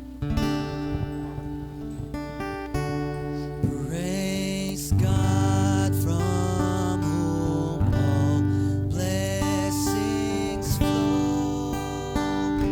Praise Him, all creatures here below.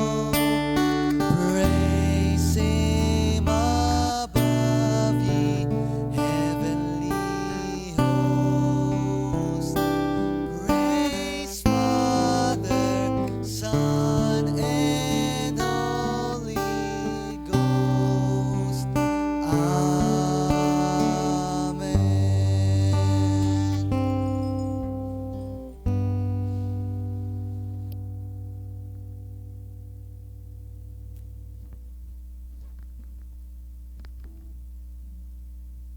Lolo. Salamat, Pastor Charles, sa isang magandang mensahe ng Panginoon. Napagpala po ba ang bawat isa?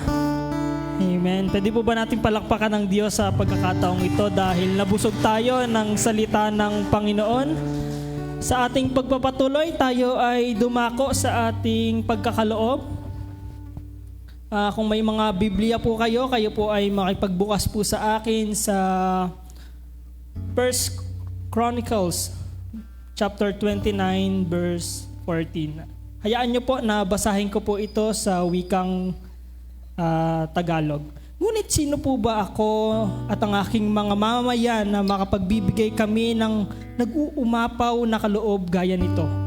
Lahat ng bagay ay nagmula sa inyo at ibinabalik lamang namin sa inyo ang ibinigay nyo sa amin. So ano po ang background po ng binasa po natin na ito? So ang context po nito ay paghahanda po para po sa pagtatayo ng temple para po sa Panginoon dun po sa Jerusalem. Gusto po kasi ni Haring David na magtayo po ng templo po ng Panginoon dun sa Jerusalem. Pero ang sabi ng Panginoon, hindi ikaw ang magtatayo, kundi ang anak mo na si Solomon. So, kahit hindi po si Haring David ang magtatayo po nito, buong puso po siya na naghanda para po maitayo po yung templo po ng Panginoon. Nagbigay siya ng mga ginto, pilak at mga kayamanan para po dun po sa gawain po ng Panginoon, dun po sa pagtatayo ng templo. So, pagkatapos niya nagkaloob ay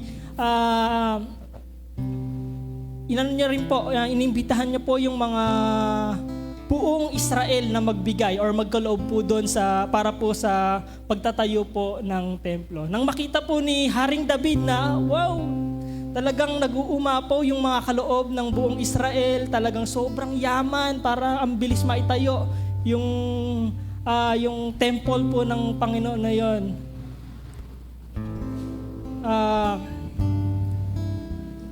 Sinabi ng Panginoon, lahat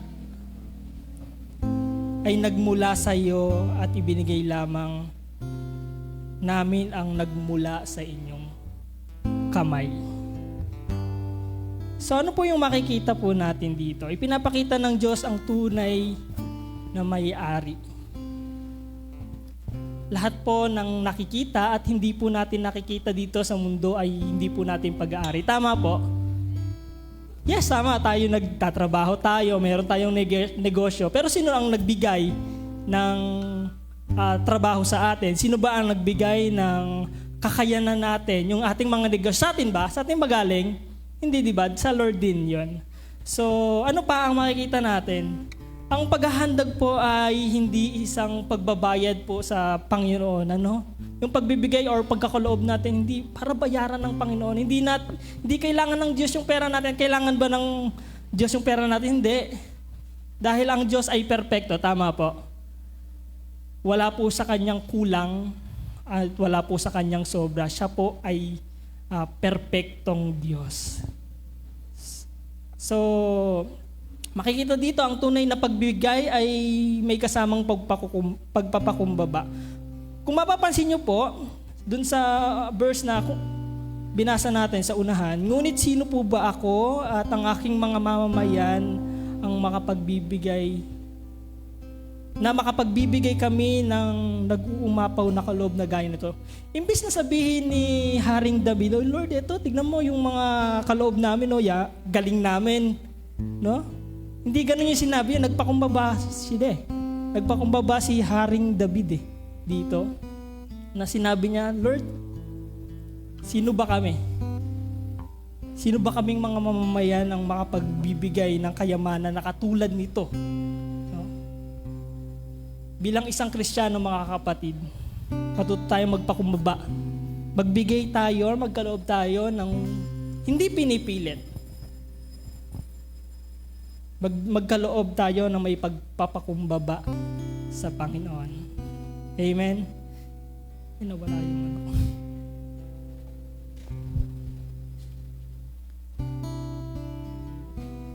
Sige po, tayo po ay tumayo at hawakan po natin yung ating kaloob na nanggaling lang din naman po sa Panginoon. Sige po. At ito po ay sandali po nating ipanalangin. Aming Diyos na makapangyarihang salamat po sa inyo pong biyaya, Panginoon. Salamat po sa katugunan, sa pagpo-provide. Salamat po, Panginoon. At ito pong mga ito pong mga kayamanan na hawak po namin, Panginoon, ay hindi po ito sa amin. Sa inyo lamang po galing itong ikapong ito. Wala po kaming kakayanan, Panginoon, na mag-provide para po sa aming sarili, Panginoon. Kaya po lahat ng mga nakikita at hindi po namin nakikita ay galing lamang po sa inyo yan, Panginoon. Nagbibigay po kami para hindi po pagyabang, kundi nagbibigay po kami, ito po ay isang reflection kung gaano ka kabuti sa aming buhay, Panginoon. Kaya salamat po, Panginoon, sa kayamanang ito na nagmula po sa iyo. Nawa, Panginoon, na magamit po ito para po sa ikaluluwalhati at ikalalago po ng inyong pangalan. Salamat po. We give you all the glory and praises in Jesus' name. Amen.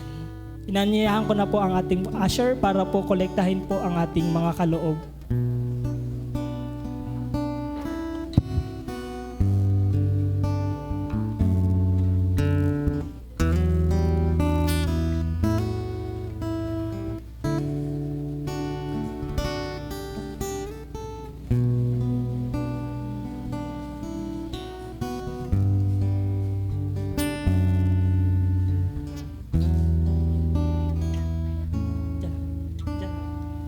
So sa ating pong pagpapatuloy, dako na po tayo sa ating pong announcement. Sa ating pong Sunday service, unang-una, lagi po nating ina-announce po yan na 9:30 ang start po ng ating worship service. Mas maganda, mas maaga para po makapagkumustahan, magpanalanginan. Kaya mas maganda po, mas maaga. Yung tita ko po kanina, papunta pa lang po ako dito, bumalik. Si tita ko, dahil wala pa daw tao. Bigla tuloy ako nahiya, bigla tumiklop eh. Kaya ayun, papuri sa Panginoon, sa tita ko, napakaaga. So ang next ating announcements ay ating Kids Church. Ayun, salamat din sa mga nagtuturo. Salamat po sa buhay nyo. Nakakatuwa kanina po yung mga kabataan po dito, yung mga bata, napakadami yun, 9 pa lang buong upuan na nasakop. Kaya papuri po sa Panginoon sa nawa, pagpalain ng Diyos ito pong mga batang ito. Mamaya na pala. So ang ating next na announcement ay ating prayer meeting. Every Thursday po, napakaganda pong gawain po ito dahil ito po ay isang importanteng gawain ng Panginoon dahil kung wala pong panalangin, ay patay po ang isang simbahan. Okay, kaya po maganda po ay tayo po ay sama-samang manalangin every Thursday. Ito po ay 7 p.m. ng gabi. So, ang next na announcement po natin ay ang ating gawain po sa Malolos. Ito po ay yung Bible study po sa ating Greenfields. Kaya po, yan si Tita, nakalimutan ko yung pangalan. Palakpakan po natin ng Panginoon. Ayan, si Tita Wen. Panginoon, salamat po. Welcome po kayo sa The Lawrence Christian Church. Kaya po, salamat po sa buhay nyo. And ang ating next na announcement po ay meron po tayong mga kabataan. Meron po tayong youth fellowship sa Pandukot. Nagaganapin po mamayang hapon, 4 p.m. Kaya po napakaganda po niyan dahil ngayon lang ito mangyayari pas na lahat ng sibap ng Bulacan na magsasama-sama mga youth. Kaya napakaganda, nakaka-excite na pumunta po dito. So, yun lamang. Kung wala ng announcement, inaanyayahan ko na po si Pastor Charles para po sa ating closing prayer.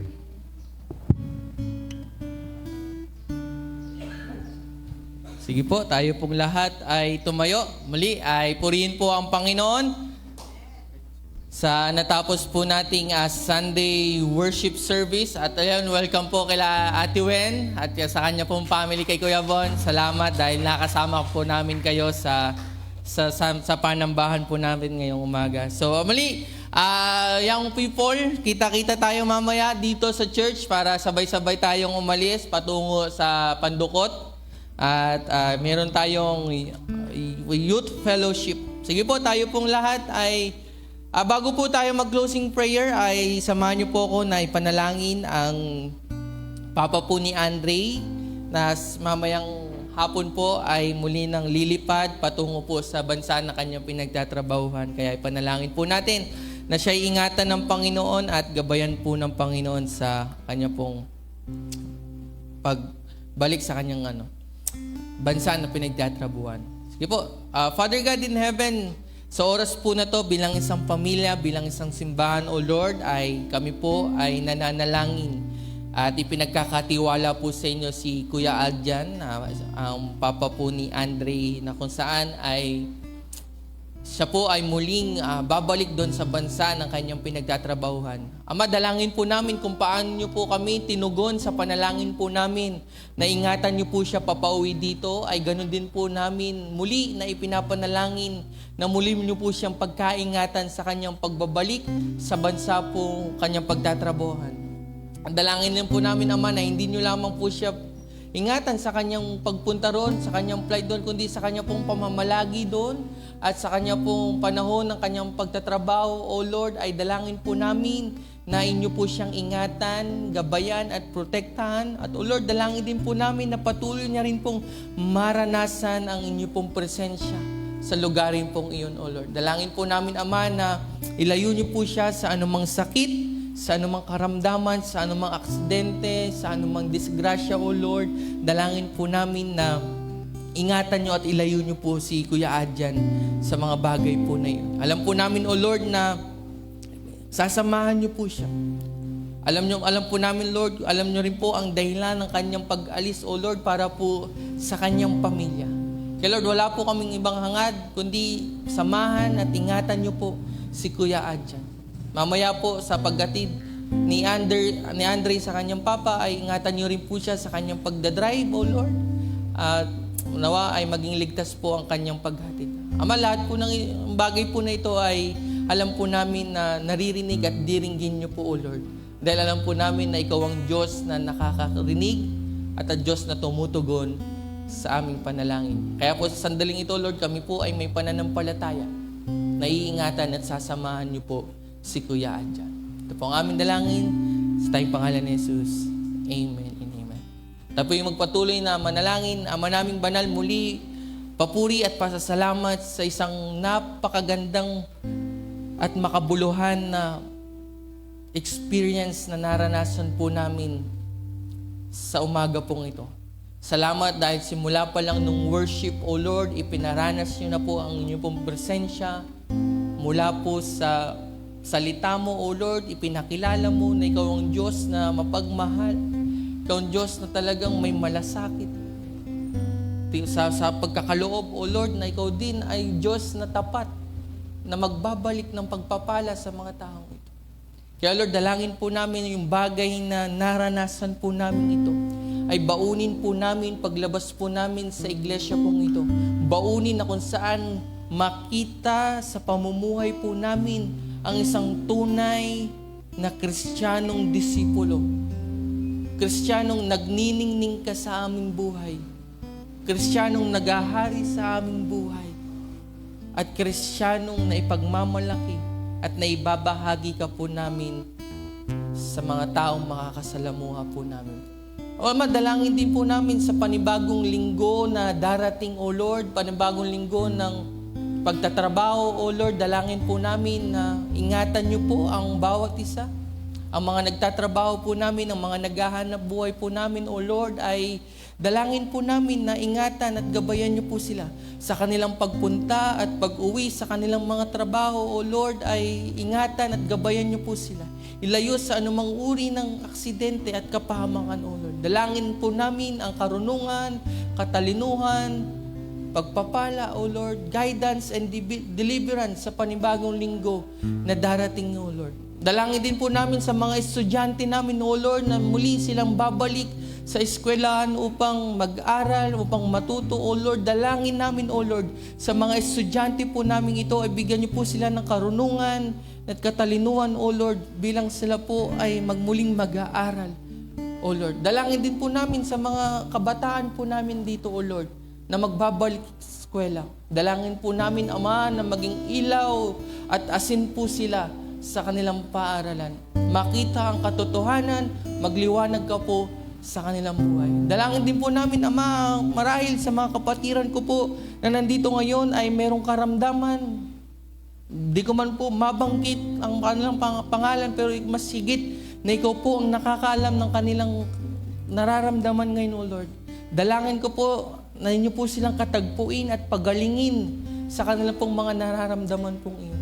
Dalangin din po namin ang mga negosyo ng aming mga kapatiran, itong Big's Coffee sa Frances, sa Makati, ang Daily Grind, ang Cafe 925, ang Bella Mama, O Lord. Ganun din ang construction company ni Lola Ada, ni Kuya Marlon, ang mga negosyo ni Kuya Larry, O Lord, ang Philwave Asia. Dalangin po namin, Ama, na itong mga negosyo ng aming mga kapatiran po ito, O Lord. Dalangin po namin na patuloy niyong pagpalain abundantly, O Lord, upang patuloy rin po silang maging pagpapala. At patuloy na pagpalain mo, O Lord, upang magamit din po ito sa pagpapahayag ng katotohanan ng iyong pong salita, ng iyong pong pag-ibig at pag-expand ng iyong pong kaharian. At ganun, Lord, dalangin ko rin po sa mga kapatiran kong nananalangin na magkaroon din ng munting negosyo. Dalangin ko po, Ama, na ngayon pa lamang ay pagkaloob niyo na po ang pagpapala upang masimulan po nila ang panalangin po nila, ang dalangin po nila, ang naisip po nila na magtayo ng munting negosyo. Ama, alam po namin na ikaw ang Diyos na nagkakaloob. Ang Diyos na nagpo-provide ng aming pangangailangan. Kaya Lord, dalangin ko po sa bawat isa na nandito na maranasan ang pagpapala na magmumula po sa inyo. Dalangin ko, Ama, na sa bawat pamilya, sa bawat tahanan ng bawat isa na nandito ay patuloy na maranasan po nila ang inyo pong presensya. Dahil sa presensya mo, Lord, nandun ang kapayapaan, nandun ang pag-iingat, at nandun ang pagpapala, O Lord. Kaya Lord, dalangin ko po, O Lord, na sa bawat pamilya ng bawat isa nandito ay maghari ka po sa kanilang tahanan. Amang lahat po ng ito ay ibinabalik po namin bilang papuri, pagsambat, pasalamat. Ito po ang aming dalangin sa tayong pangalan ni Jesus. Amen and amen. Sige po.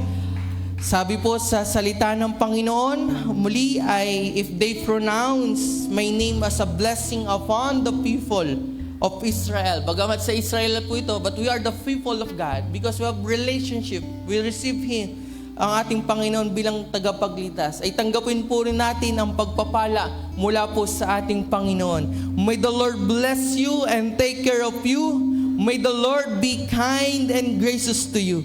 May the Lord look on you with favor and give you peace. Awitin po natin ang threefold.